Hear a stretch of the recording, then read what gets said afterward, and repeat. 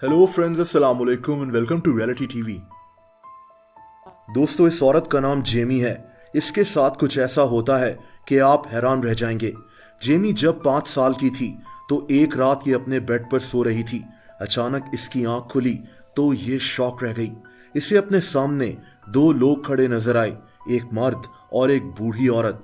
ये दोनों बिल्कुल काले थे, जैसे कोई साया होता है। जेमी जोर से अपनी माँ को आवाज देना चाह रही थी, लेकिन इसके मुंह से आवाज नहीं निकल रही थी। जेमी हिल भी नहीं पा रही थी। इसी वक्त ये दोनों लोग जेमी की तरफ बढ़ना शुरू हो गए। अचानक इसे कमरे में अपनी माँ नजर आई। हैरत अंगेज बात यह हुई कि इसकी माँ इन दोनों लोगों के अंदर से गुजरती हुई जेमी के पास आ गई।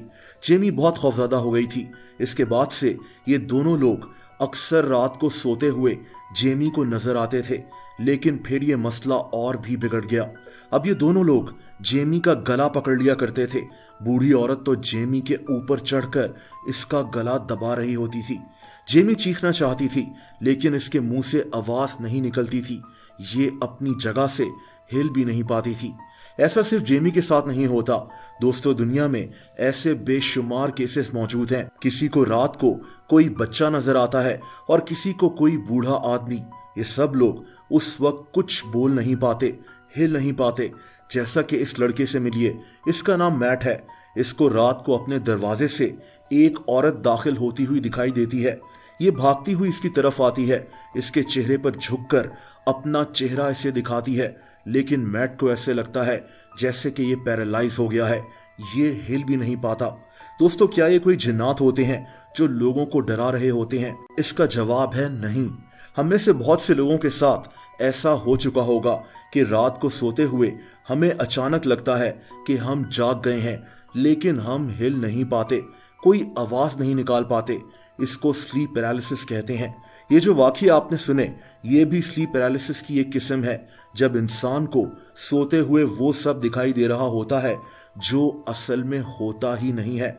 स्लीप पैरालिसिस एक ख्वाब की तरह होता है, एक ऐसा ख्वाब जिसमें इंसान जाग रहा होता है। लेकिन स्लीप पैरालिसिस होता क्यों है? दोस्तों, जब हम सो रहे होते हैं तो हम कई स्टेजेस से गुजरते हैं। इसमें से एक स्टेज को रेम कहते हैं, यानी रैपिड आई मूवमेंट। ये हमारी नींद का 25% हिस्सा होता है।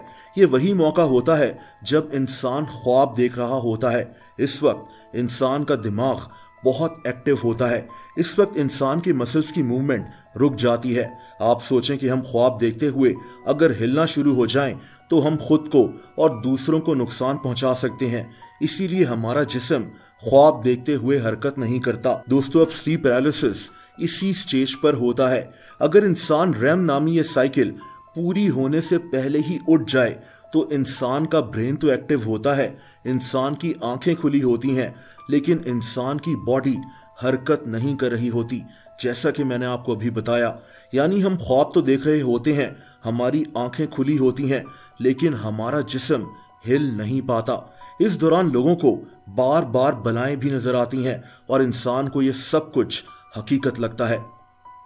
कहते हैं कि दुनिया में 30% लोग कभी ना कभी स्लीप पैरालिसिस को एक्सपीरियंस कर चुके हैं, लेकिन ज्यादातर लोगों के साथ ऐसा 1 या 2 दफा ही होता है। लेकिन जो केसेस मैंने आपको शुरू में बताए, ये स्लीप पैरालिसिस के एक्सट्रीम केसेस होते हैं। अब यहाँ दूसरा सवाल ये है कि स्लीप पैरालिसिस किन लोगों के साथ होता है?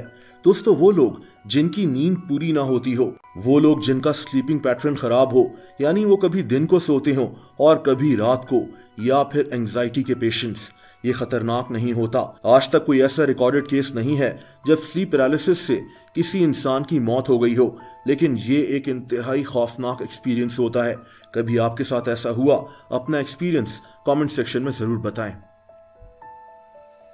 दोस्तों, अगर आप मुझे इंस्टाग्राम पर भी फॉलो करना चाहें तो उसका लिंक नीचे मौजूद है।